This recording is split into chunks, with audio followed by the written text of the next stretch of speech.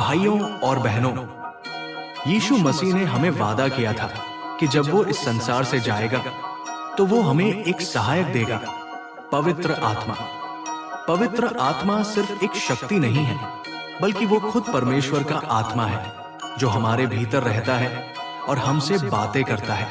लेकिन सवाल ये है कि जब पवित्र आत्मा बोलता है तो हम क्या करते हैं? कई बार पवित्र आत्मा हमें धीमी सी आवाज में चेतावनी देता है, हमें रोकता है, हमें मार्गदर्शन करता है, पर हम क्या करते हैं? कभी हम उसकी आवाज को अनसुना कर देते हैं, कभी अपने मन की जिद पर चल पड़ते हैं। यूहन्ना 16 अध्याय और 13 पद में बाइबल कहती है, परंतु जब वो अर्थात सत्य का आत्मा आएगा तो तुम्हें सब सत्य का मार्ग बताएगा, क्योंकि वो अपनी ओर से न कहेगा, परंतु जो कुछ सुनेगा वही कहेगा और आने वाली बातें तुम्हें बताएगा। इसका मतलब है कि पवित्र आत्मा हमेशा हमें सच और सही दिशा दिखाता है। वो हमें पाप से बचाता है, वो हमें सिखाता है कि किस रास्ते पर चलना है।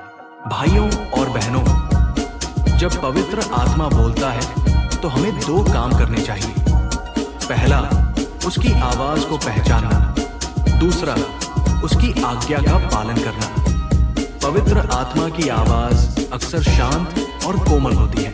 वो किसी शोर की तरह नहीं, बल्कि मन की गहराई में एक हल्की सी गवाही की तरह आती है। जब आप गलत रास्ते पर जाने लगते हैं तो वो आपको रोकता है, जब आप सही रास्ते पर चलते हैं तो वो आपको शांति देता है। अगर हम पवित्र आत्मा की आवाज को मानेंगे तो हमारा जीवन आशीषों से भर जाएगा, लेकिन अगर हम उसे बार बार दबाएंगे तो हमारा दिल कठोर हो जाएगा और हमें उसकी आवाज सुनाई देना कम हो जाएगा।